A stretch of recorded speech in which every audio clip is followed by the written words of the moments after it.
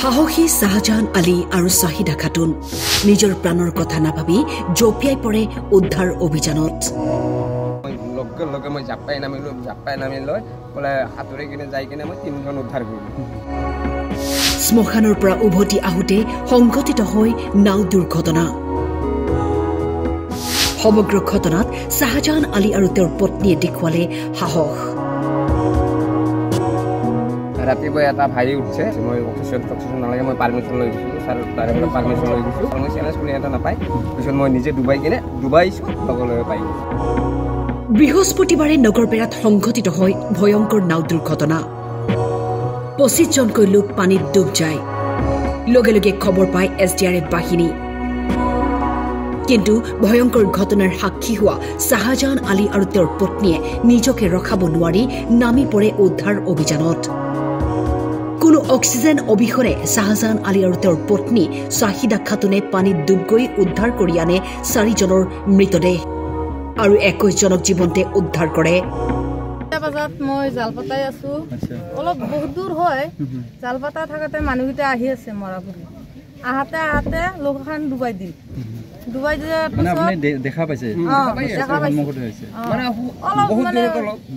দূৰ হয়। মানে মই আহাতে মানে 26জন মানুহ আছিল, আহাতে মানে 5জন তল গৈছে আৰু এটা অলপমান জীৱ আছে।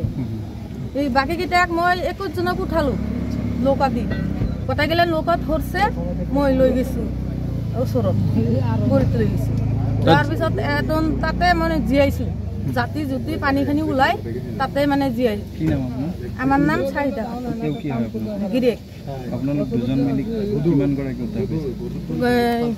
মৃতকেইটা 4জন উদ্ধার করিল, মই জীয়াকেইটা মানে 21জনক উদ্ধাৰ কৰিছো। দম্পতিৰ এই সাহসিকতাত সমগ্ৰ অঞ্চলটোৱে শলাগ লয়। তেওঁলোকে যদি সময়ত সাহস নেদেখুৱালেহেঁতেন হয়তো আৰু বহু লোকে প্ৰাণ হেৰুৱাবলগীয়া হলহেঁতেন। ভাই যিজনী আৰু তাৰ ৱাইফ, এই বেচাৰা অশেষ কষ্ট কৰি তেওঁ কোনো অক্সিজেনবিহীনভাৱে পানীৰ তলত ডুবি এই মানুহকেইটাক বহুত উদ্ধাৰ কৰিলে। আমি সকলো ৰাইজে দেখিছোঁ। তেওঁ এজন সাহসী ল'ৰা, তেওঁ আচলতে বহুত দক্ষতাবাদী আৰু গৰীব ঘৰৰ ল'ৰা। তেওঁক আমি চৰকাৰৰ ফালৰ পৰা বিনম্ৰ অনুৰোধ জনাওঁ যাতে এখেতক যদি কিবা অলপ সহায় কৰে, আমাৰ নিশ্চয় সেই শিমলি তোলা গাৰোমাৰী চুতাৰপাৰা ক'ৰবাত যদি কিবা এটা ঘটনা হয়, তেওঁ বেচাৰা ৰেডি হৈ থাকিব। তেতিয়া কিবা এটা শুনা পালে হয়তো কিছুমান মানুহক আমাক বাচাব পাৰিব। আৰু এওঁ গৰীব মানুহ, এওঁ যদি কিবা কামৰ খাতিৰত মেঘালয়ে যায় বা কিবা কষ্ট কৰি খায়, তেতিয়া আমাৰ গাঁওখনৰ অলপ অসুবিধা হ'ব। এনেকুৱা সাহসী মানুহ এজন পোৱাটো বহুত কঠিন। এওঁ যেনেকুৱা এটা সাহস, কিছুমান মানুহে অক্সিজেন লৈ যাওঁতেও ভয় কৰে। ই বেচেৰা কোনো অক্সিজেনবিহীনভাৱে যায় মানুহৰ ৰাইজৰ মাজত, ইমানবিলাক ৰাইজৰ মাজত সি চেলেঞ্জ কৰি গৈছে যে মোক কোনো অক্সিজেন নালাগে, মই যাই পানীৰ তলত ডুবি মই যেনেকৈ হওক উঠাম। ই বেচেৰা উঠে ৰাইজৰ মানুহক দেখুৱাইছে। ইয়াৰ দ্বাৰা আমি 5টাৰ এখেত 4জনক উঠাইছে আৰু বাকী যিবিলাক কালি জীয়াই আছে তাৰ ৱাইফে এইবিলাক হেৰি কৰিছে, 21জন হেৰি কৰিছে।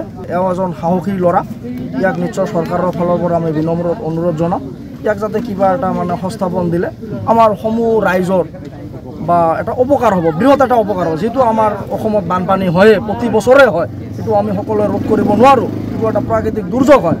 এওঁৰ নিচিনা মানুহ থাকিলে হয়তো আমাৰ সমাজৰ সহায় হ'ব।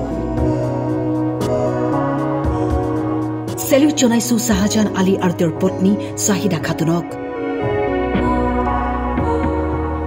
নগৰ বেৰাৰ পৰা জাকিৰ মণ্ডলৰ ৰিপৰ্ট, টাইম 8।